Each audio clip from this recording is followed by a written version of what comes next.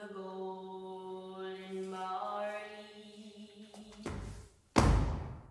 'Twas hard the awful words to fray, to break the ties that bound us, but harder still to bear the shapes of foreign chains around us. And so I said, the mountain glen I'll seek and morning early, and join the bold united men, while soft wind shakes the barley, while soft wind shakes the barley.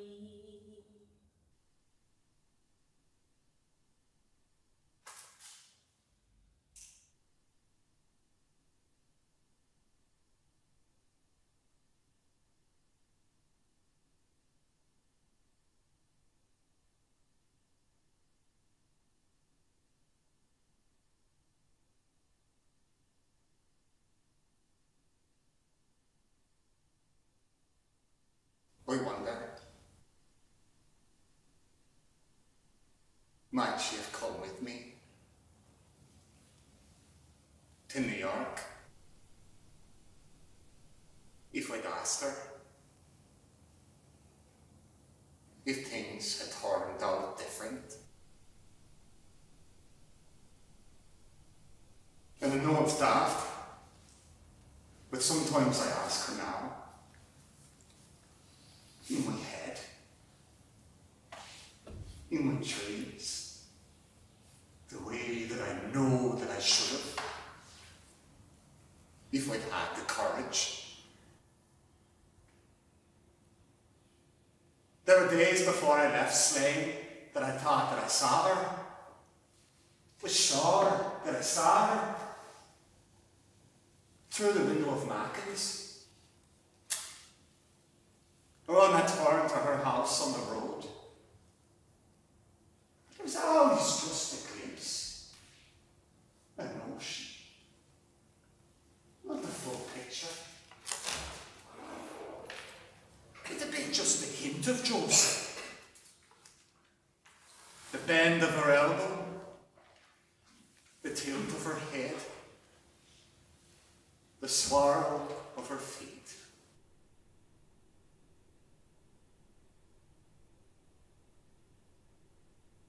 Wasn't sure though. Sure. In those days of endless waiting, after the rising, after the endless executions, that it was Josie.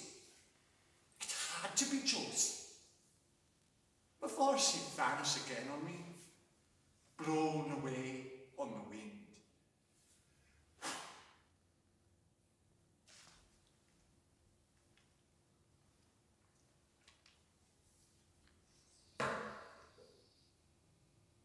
The mother used to throw stones at the wind on a dusty day, for fear they was fueled by fairies travelling from place to place, and the chance they might steal one of us from the crib. Curious how that came to my mind, just as the order "No!" lurched forth from inside the choking flames of the GPO. I was supposed to run, but my feet stuck fast to the concrete like they might have had a bit of rain-drenched bog. Run, Tom, for fuck's sake, run! Urged the boys at my side and heaved me out of my stupor. heaved me out of that doorway. But into what? I could see nothing of me. I could see nothing. No more than my mother and her fairies. My eyes were swollen in my head by smoke and heat. Heat look I can hardly describe. Heat that threatened to melt the gun in my hand, the air in my lungs, the skin on my back. But instinct told me that they were there. Soldiers. British soldiers. And instinct told me not that thither was their bullets rained. There were 30 of us who ran with the orality as I've heard since. 30 fled the GPO in one swoop. Like swallows, we led the retreat to Henry Street, to Moore Street, but sadly led no farther. One never know how I wasn't killed, or how I found that nook. The mind had stopped. The world had stilled. The sound of gun and roar and death. It was in my heart and in my knees as I danced like a man demented. Danced over the cobbles, over the sparks of flying bullets, and over the corpses that fell before me. Dancing to frenzied drum. Then, over that wall, to land. Where? In quiet. A quiet yard. An open door. We scurried on. A rat now. No more a dancer. No more a soldier. Was I ever a soldier? No time to think. I just saved it all up. Saved it all up in pictures. Saved it up for Josie.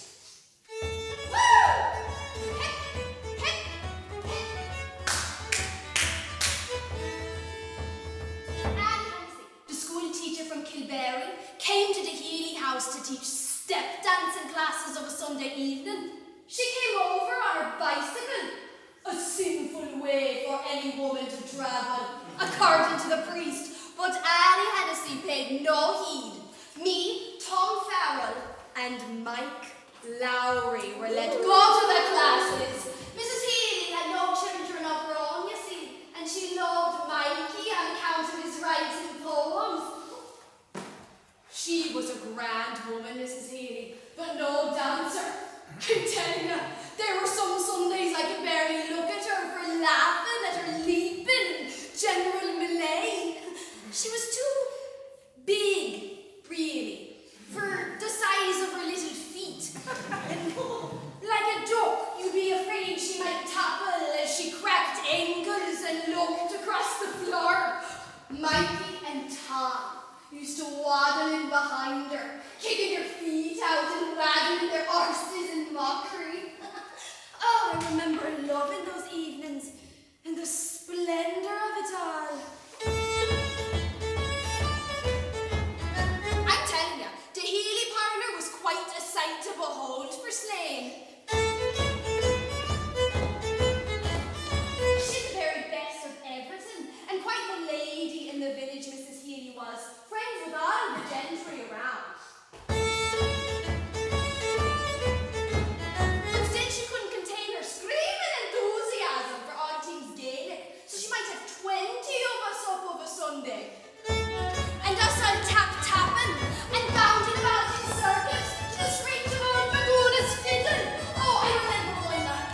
Mr. Healy burst in a tizzy, warning that the very walls of the house would collapse if we didn't stop our clod hopping and incessant banging.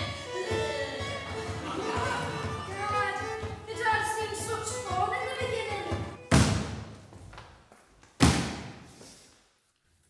I sat in and heaving on a flagstone floor now. What was it? A small kitchen. Dead now. No fire in the range. A troubled chair. They must have fled. My heart was bursting in my chest, so I tried to slow it. Slow it down and breathe easy. I was alone. The bullets too outside had slowed. Nervously, I lay my hands about me. Take it easy, Tom. Rex. Belly. Head. No holes. I hadn't a scratch. God help us, Annie Hennessy, but I put her jigs to good use that day.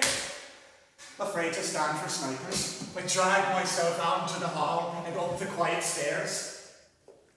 The commandants and the GPO had had us burrowing for days, so I thought if I could get up in the attic, perhaps I could move on down the houses and away home. Home. Jesus. Bedlam suddenly broke out again in the lane. A stream of gunshot. We knew it must be another wave of our lads retreating to the streets. Running fast, running from the shaking walls, the flaming roof, the blinding stench of carbon, carcass and raging timber. Running duck style from the soldiers, the British soldiers, picking them off on the barricades. How many were dead? Christ, could there be anyone left at all?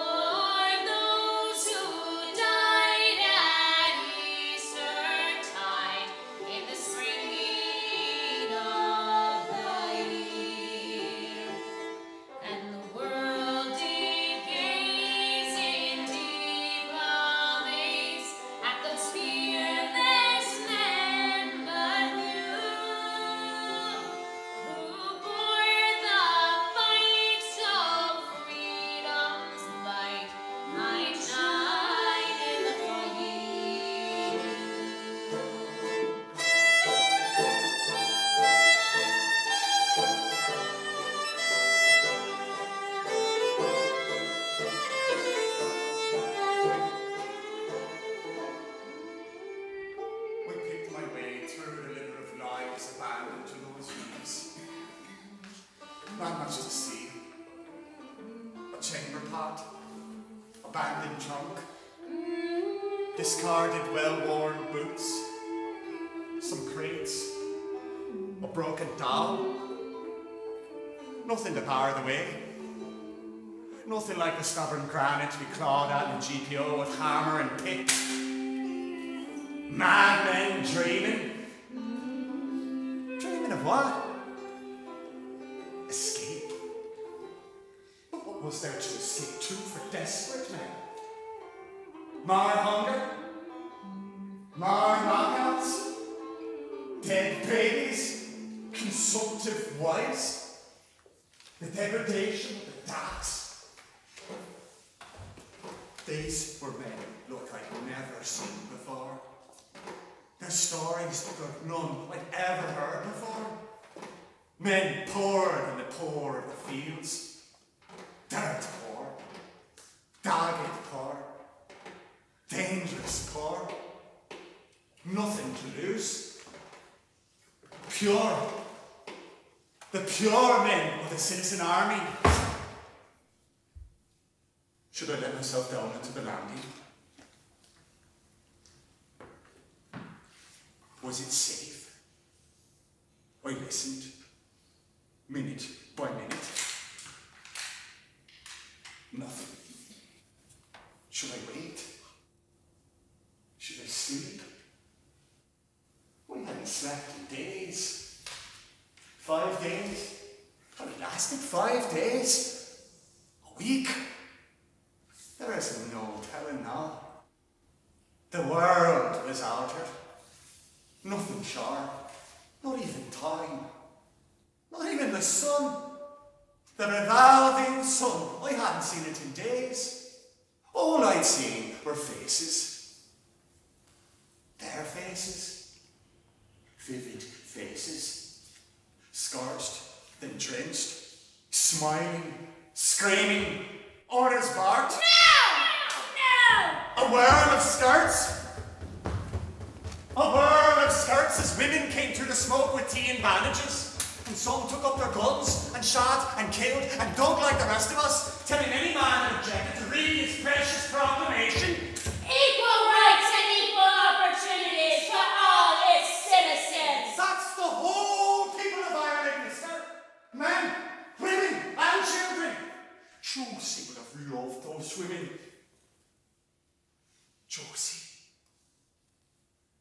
slept.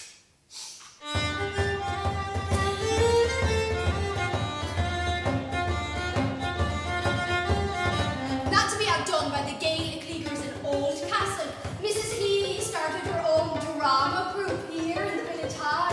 Oh, it was great to have her together. A mess of paint and flags and screaming, and every stream of the gabba and drafted in to carry a pick or bang a drum. Our first play was Kathleen Nahulahan, with yours truly playing the forlorn Delia Cahan. It starts with Peter. I'll play Peter. I'll play them all to give you an idea. Right, so, Peter. Peter. There are ships in the bay. The French are landing at Killala. Delia. Michael, why do you look at me like a stranger? Patrick, the boys are all hurrying down the hillside to join the French. Michael won't be going to join the French. Bridget, tell him not to go, Peter. Peter, it's no use. He doesn't hear a word we're saying. Delia, Bridget, try and coax him over to the fire, Delia. Michael, you won't leave me. You won't go and join the French, and we going to be married. The old woman. They shall be speaking forever. The people shall hear them forever.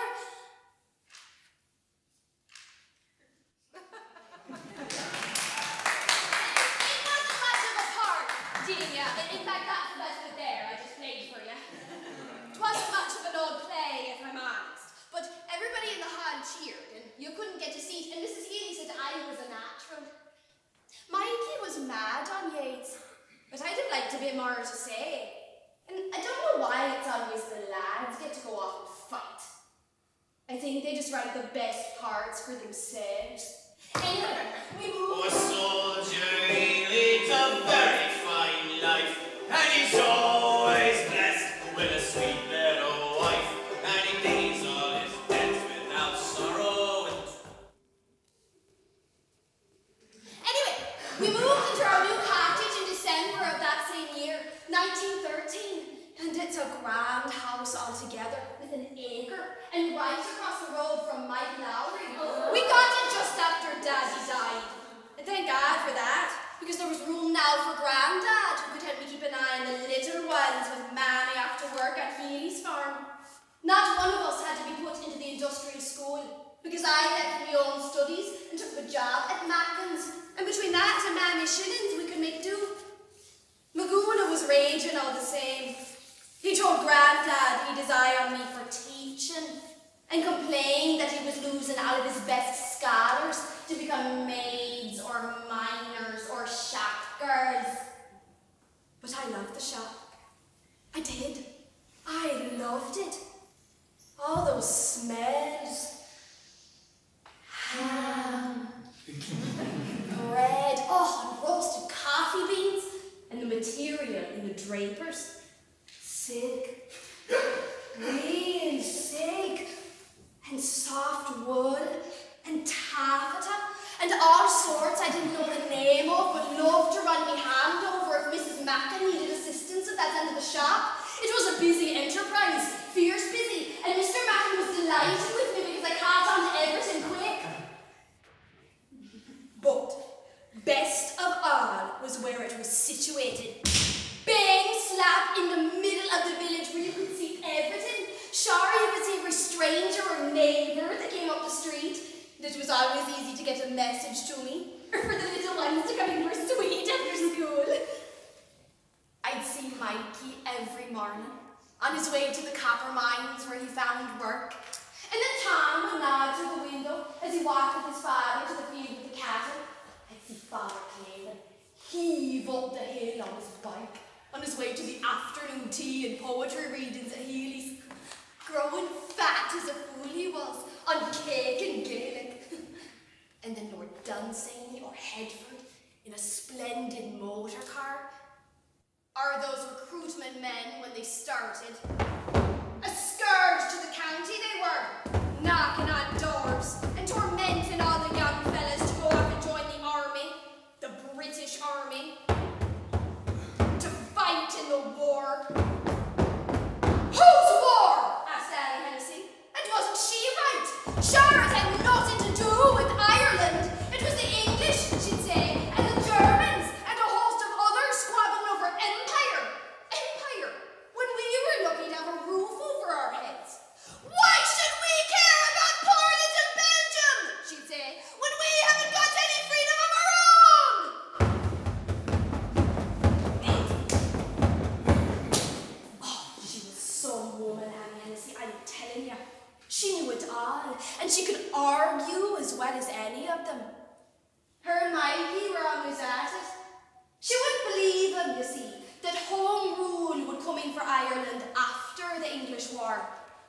She said it was a trick. She said that Carson and the Ulster volunteers would see us all in hell first. And sure, the English loved Carson no matter what they promised. They'd only pay us all for fools. They'd go at it after every meeting, Annie and Mike, but then they'd be as thick as thieves at the same time. So I was more than a little uneasy, I can tell you. Until Mikey finally kissed me at that fish in Donamore. And I never felt anything like it. Sure, I thought I'd drown from the sheer pleasure of it. The wet, soft, steaming pleasure of it. And I'd waited so long, since school, since way back. And him always walking me home, and walking me here, and walking me there, and never anything else. I tell you, I thought I'd go crazy, because I knew Mike Lowry could have any girl he wanted, in Slane, or in Drogheda even, or anywhere about. Those eyes, and his fine back, and his poems, and his constant blather. I was always stone cracked about Mike Lowry.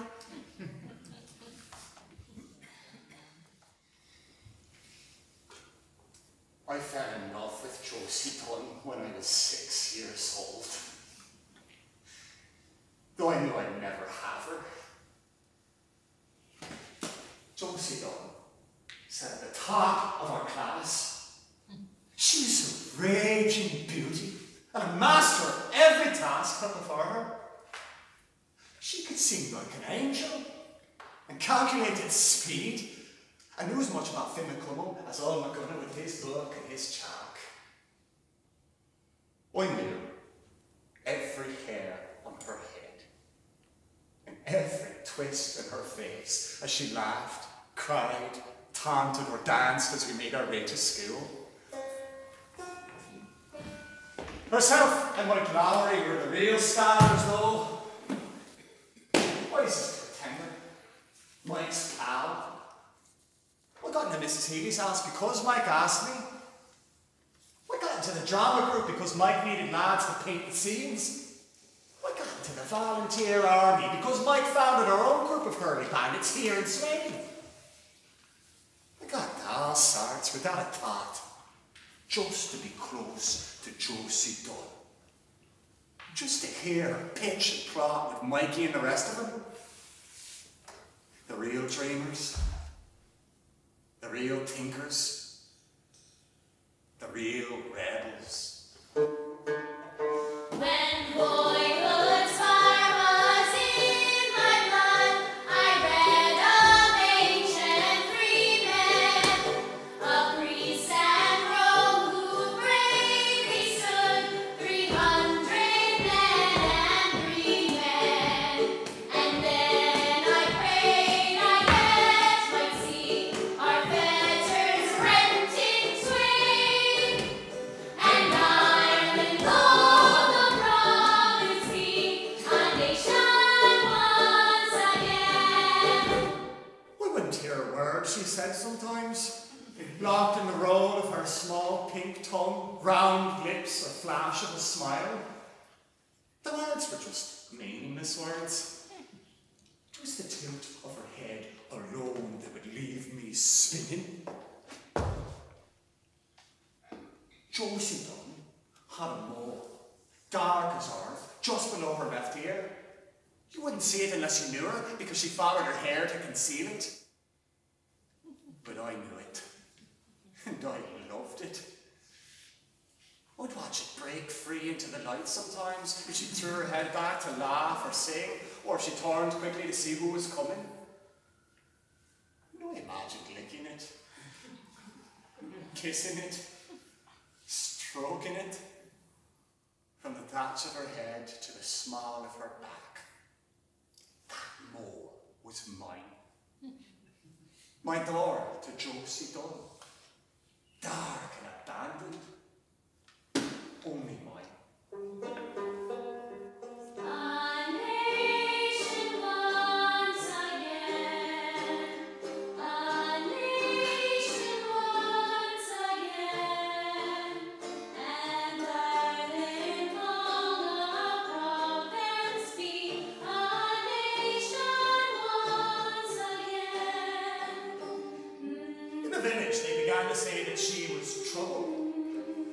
much cavorting with Annie Hennessy. And her grandpa Pat was a known Fenian. Fierce for the stories, and supporter of patriots, land agitators, cattle drivers, and conspirators. Though his back was long broke with rheumatism, he could still talk politics, home rule, and treason with a cast of characters like Brian O'Higgins. O'Higgins!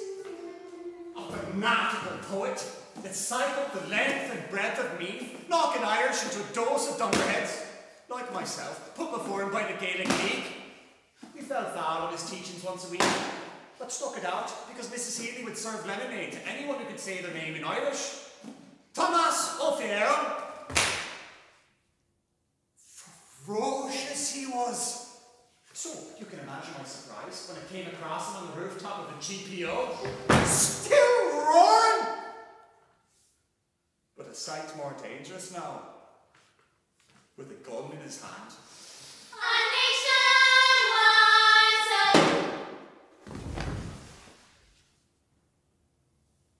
My mother tried to warn me off of Josie and the volunteers and the Gaelic League. It's all me old blather, she'd say.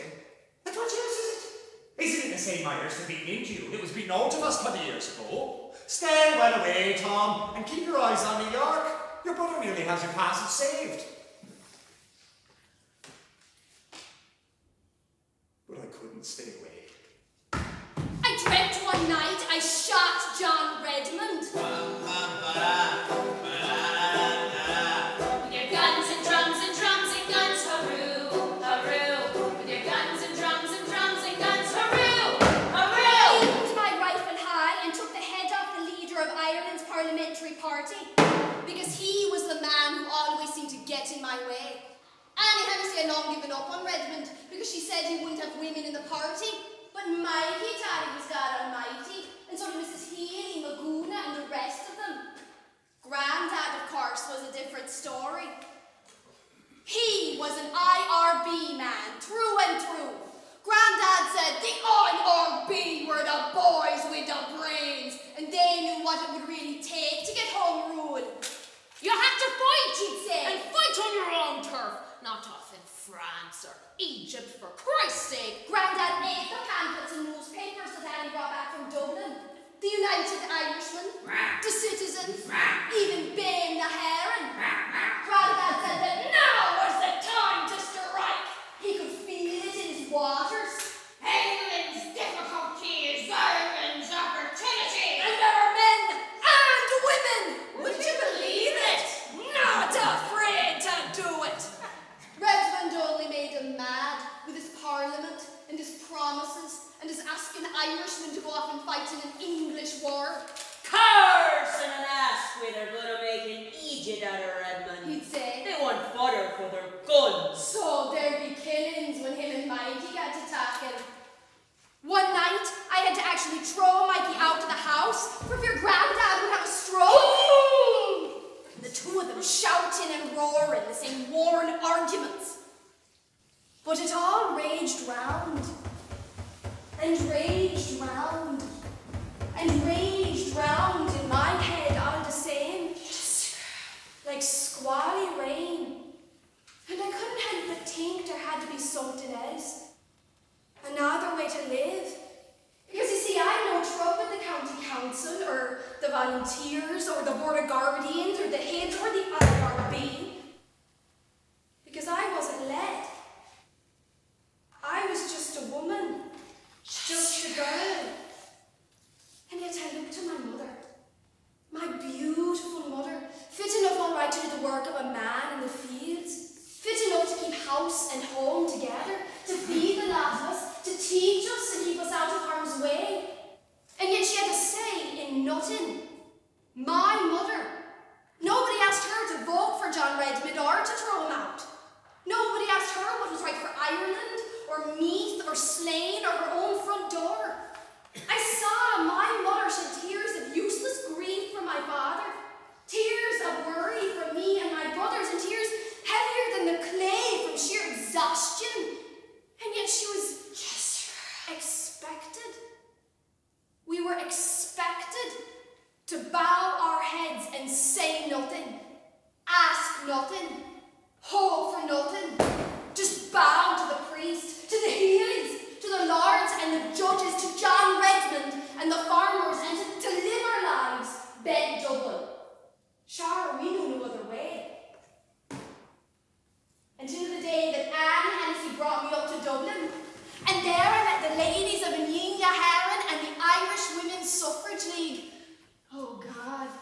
What a day that was.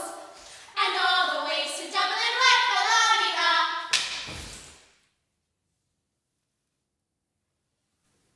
There was a curious quiet about the house when I awoke. I peered down through the hatch. All was in darkness. I let myself down. There were 2 doors shut tight on the landing. I gripped my rifle and crept down the stairs, not wanting to bring danger. But Jesus Christ, what lay before me. A twisted, crumpled mass of a woman. Half her head blown off and a thick pool of blood still rippling around her and into another room.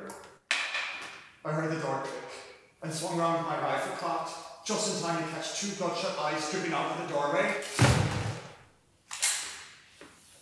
Don't shoot, you fool! You bring the Tommies in on top of us?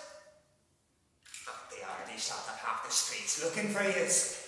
Get on, you did, why don't you? Haven't you bastards caused enough trouble? And with that, he shut the door. I wanted to leave the house, but in stepping over the woman's skirts, didn't I skid on the slick of her blood and land with my arse on the floor? 'Twas the mercy of God my gun didn't go off, because there, under a small scrub table, shivered a boy. We were face to face. His eyes like saucers in his skull. "That's me ma," he said. She wanted to go find Dad and my brother, but took a bullet through the window before she got to open the door. I sat there speechless. What had I done? What was this all for? Why were women turned into corpses? Boys into orphans? Who the hell was shooting who, and what was our grand plan? My name is Tom Farrell, and I have a rifle in my hand, but my head's not full of socialism, or utopia, or a Gaelic republic. I have no convictions. No excuse. I'm only here because I love Josie Dunn. Because I long for Josie Dunn. I sleepwalked through history, guided by my cock, and now I sit here amidst a dead woman's pots and pans with gunshots screaming round me, the entire city in flames. Do you want a bonbon? He held it out like it was the Eucharist. I've 2 left. He said. It was then that I noticed his nest. Sweet papers! Hundreds of them! We emptied lemons in the liffey. He said, with his pals and his brothers, the day the looting started. He lost a tooth on licorice. And now his mother into the bargain.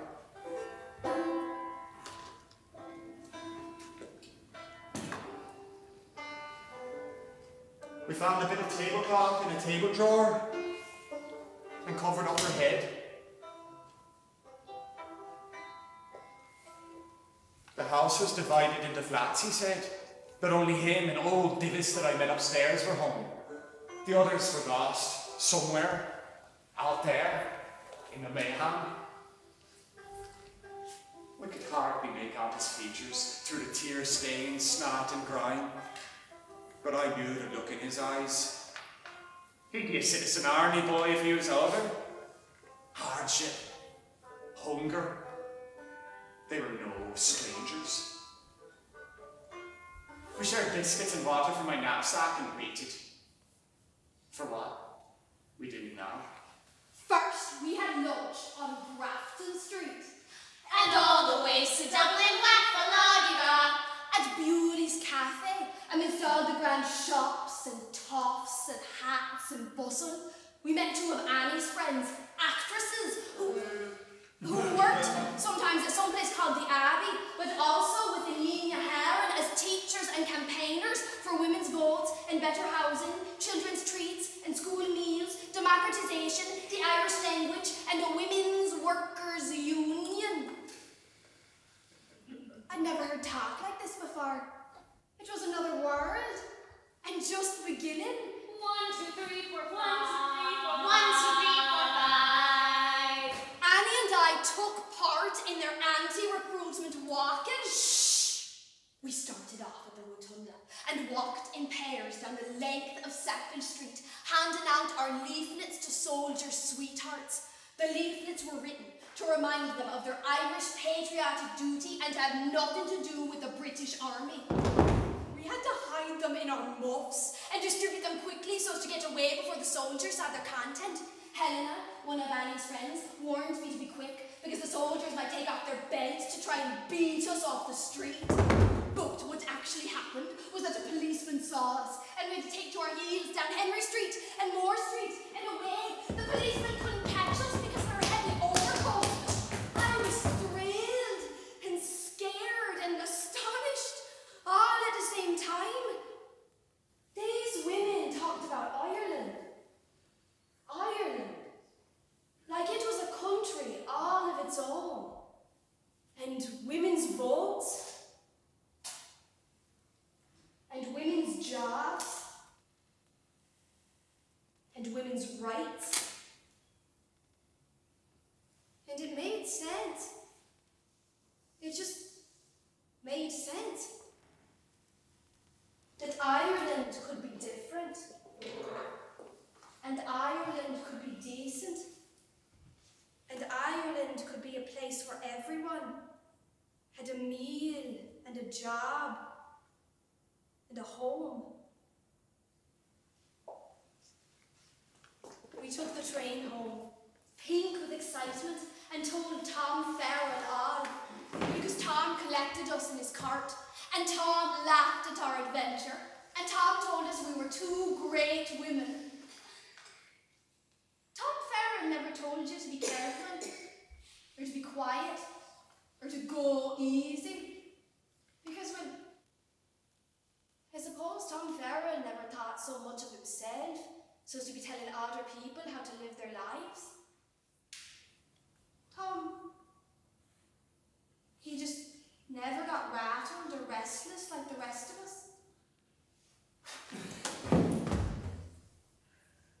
It was dark again when the boom of the great gun to the north grew still. Pot shots were still sounding in the streets. Boots on the march, a motor turning. Our favourite place to walk was along the ramparts down by the Boyne. Me and Mikey, we would lie in a nest of long grass and look up at the sky, up at the birds, their free flight, their swoops, their falls. Mikey knew the name of every bird and every tree and every flower in me. He loved them all, and he loved me, as we clung and clutched and kissed and climbed. Mike Lowry left me breathless. So how could he leave? After all I told him? After all our promises? And with the British? The Fusiliers? How could he choose Redmond over Ireland? Redmond over me? Some buildings moaned into collapse. Yet it seemed quieter. Dublin was quieter than before. I thought of Mikey. Where was he? Gallipoli? France? Belgium? What on earth would he make of all this? The fight, the weak. The real rebel Mike Lowry joined the wrong army. Independence would never be won in England's war. He was sold a pup, fed a lie, and now he'll die on the wrong side. When Mikey told me he was joining up, I screamed. And I'm sure they heard me up in Dublin and all along the road and through the ditches because I knew. I knew. As soon as he said it, it was the end.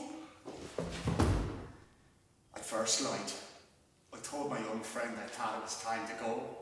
Good luck to you, Badman. Cleaned the whisker from under the table. Mikey left his house on a bright Tuesday morning. I stood at our gate across the road with Mammy and Grandad. A stillness strange crept into my heart, but still we wished him well. Don't worry, Josie. I'll be home soon.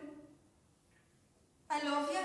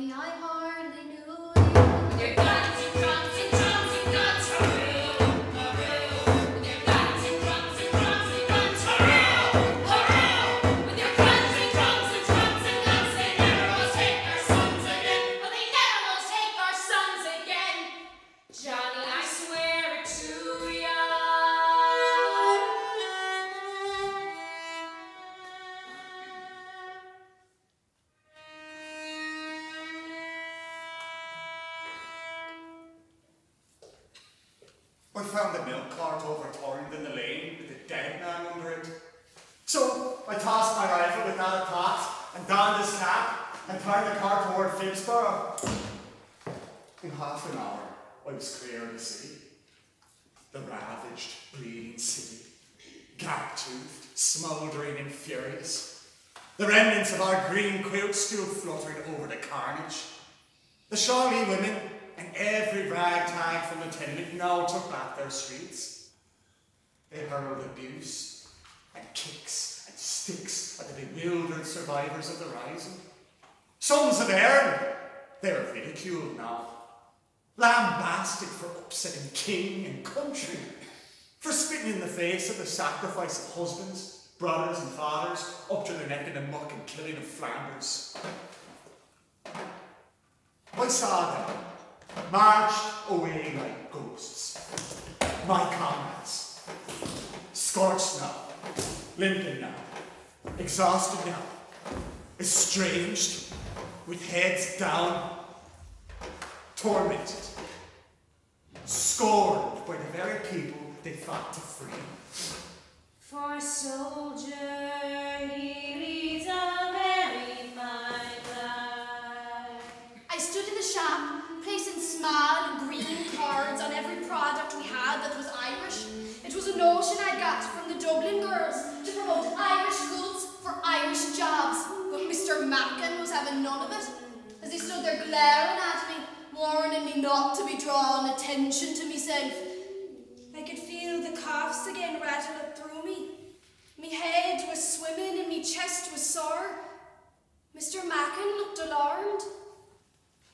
But Grandad said the dogs were a hardy breed, and I was happy to believe him. A spout in bed and I'd be right as rain and back behind the counter. It wasn't consumption, he was sure. There had never been consumption in our family. Still, everyone stayed away. Everyone, that is, except Tom Farron, and on the odd day, Anne Hennessy. Tom called every evening with news or sweets or flowers he pulled right out of the hedges, and Tom would sit right on the edge of my bed without a care. So I'd ask him if he'd heard from Mike, if he'd heard from any of the lads that went over. I'd write letter after letter to Mikey and friends, and Tom would post them for me down in the village. I was so afraid that Mikey was dead, that I might never have him again, feel him again, smell that gorgeous smell of man and must and rain.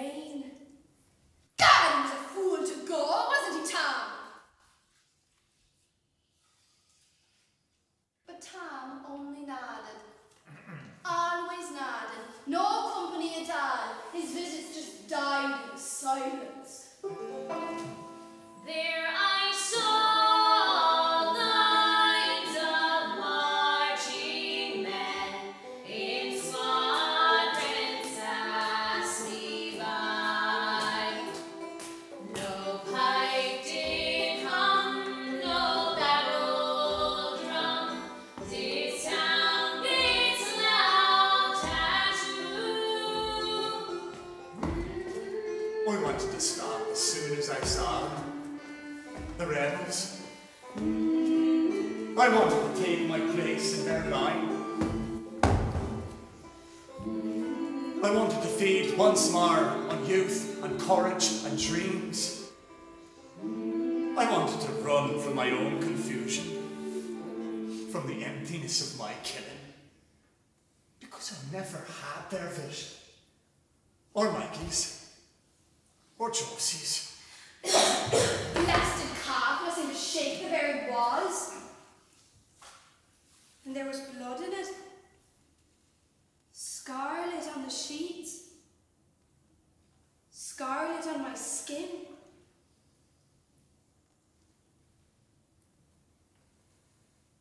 I was born to the fields of meat. I learned to walk while planting seeds. Bred for immigration. I'm pliable, expendable, not worthy of the plough on my back or can I make a man out of the digging? The digging through the Henry Street, to Moore Street? Make a man out of the dragging, dragging explosives hither and thither, avoiding sparks and flames that might blow us all to bejesus?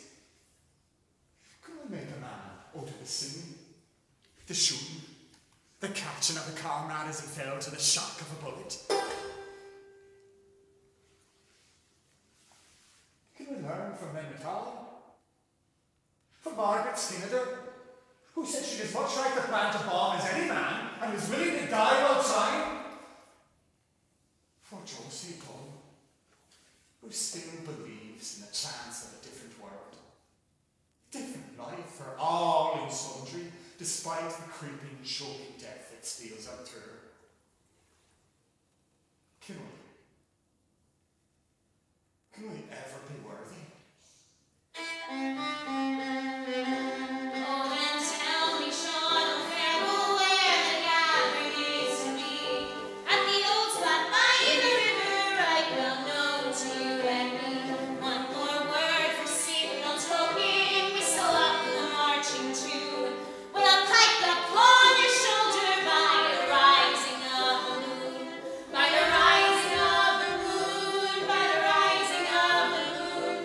With a pike upon your shoulder by the rising up. Annie Hennessy was busy with preparations, but for what she wouldn't say. She spent half the week in Dublin making bandages and food hampers and first aid kits, and she was always out on manoeuvres or meetings or talks.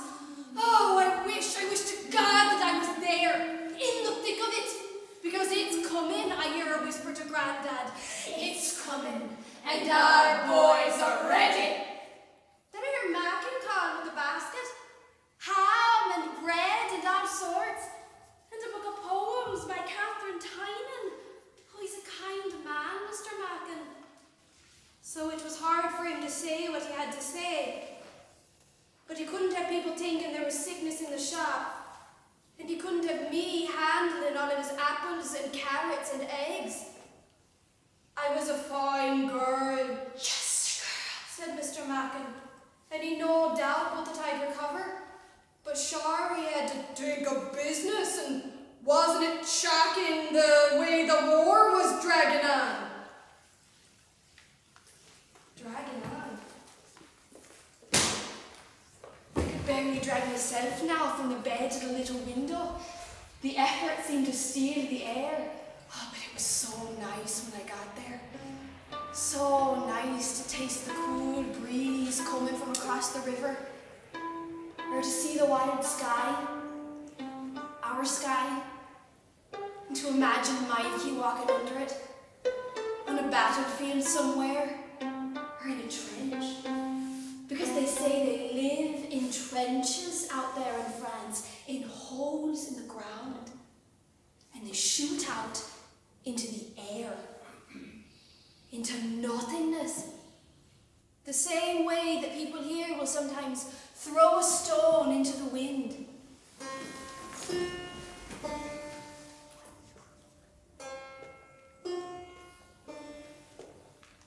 My mind swam as I walked the roads.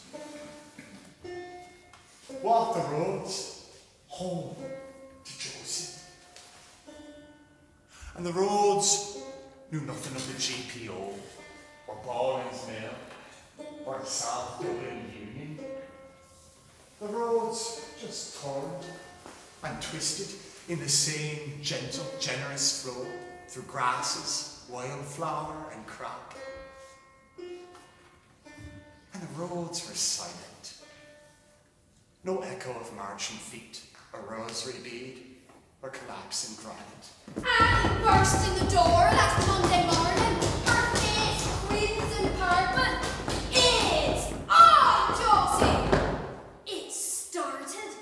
What? Says I. They've taken over Dublin. Patrick Pearson, the volunteers. It's all the news over at Ferry House. They're trying to sober up the British soldiers to send them back out to fight. There's thousands of our lads out. When hundreds in Sackville Street and Stephen's Green, and the women and all are with them. So I'm going up on my bicycle to see what I can do. Mrs. Healy's donated hams. Jesus, I put you on the saddle if you were able. I'm able, I cried. I'm able. It was nonsense, of course. There wasn't an ounce of strength in me. I could get no further than the front door. And there I met Tom Farron, coming in with a fistful of bluebells. The first ones to be found. And he took off down the hill at a pace, hair and hams flying. So I turned to Tom and I begged him to bring me up to Dublin. So take a stand, Tom, for Ireland, for freedom, for self-government, for your brothers and mother and mine, for starving children and dead fathers, for workers and for Mike. Because he'd never have gone, Tom. He'd never have gone if he'd known. He'd never have gone to this bloody war. But Tom just caught me up in his arms and brought me back to my bed. I begged, Tom. And then, of all things,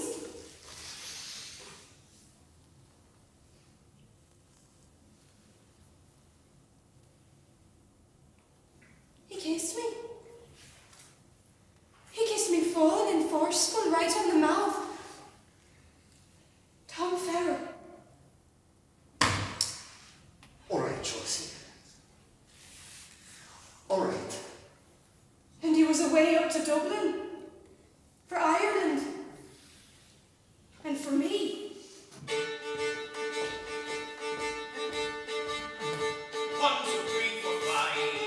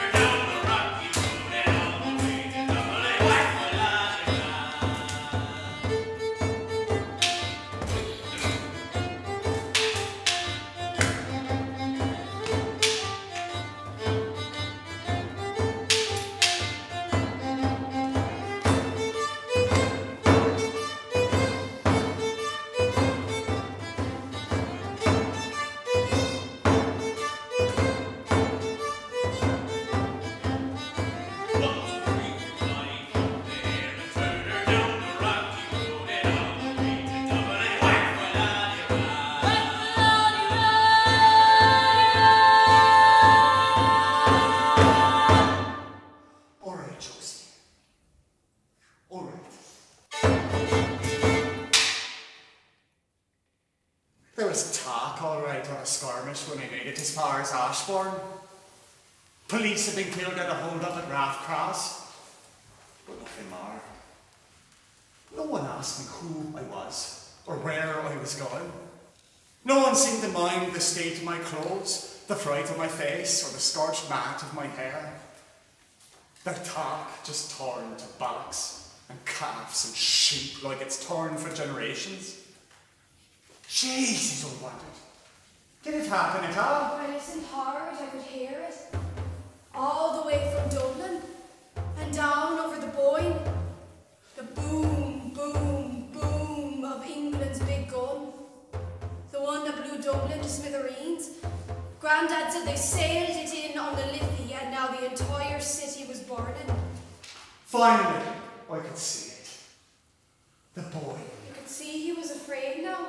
As it broke off free from the green and swung on in the valley. Afraid that when it was over, our lads would all be hung.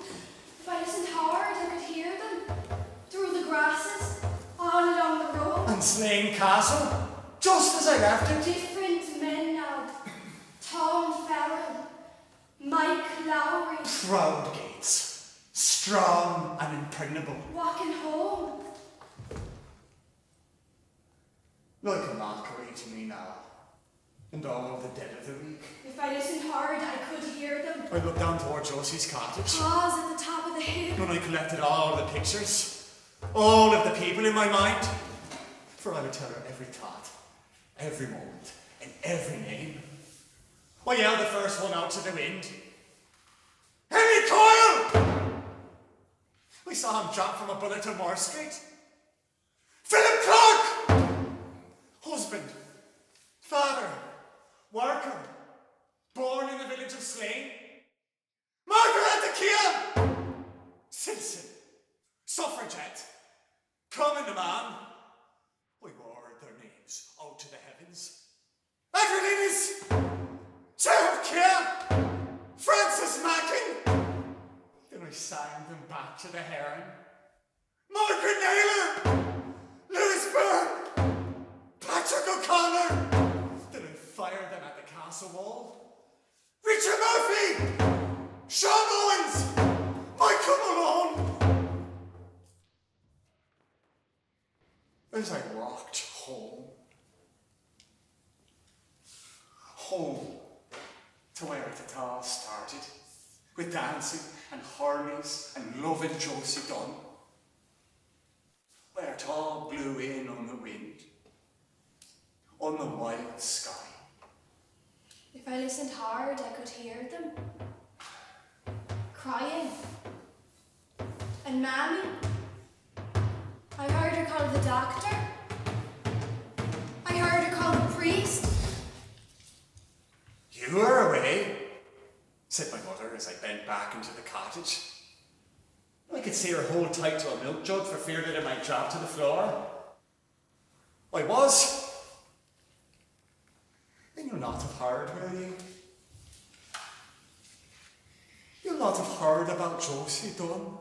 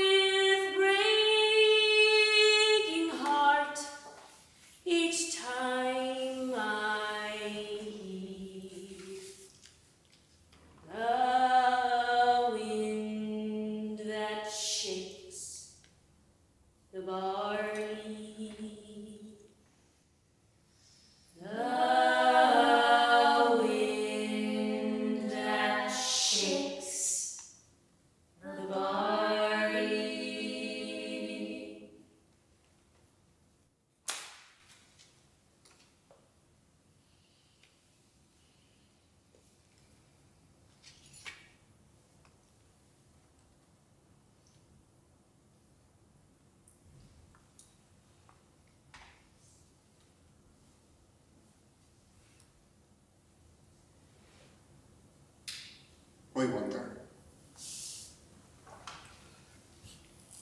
might she have come with me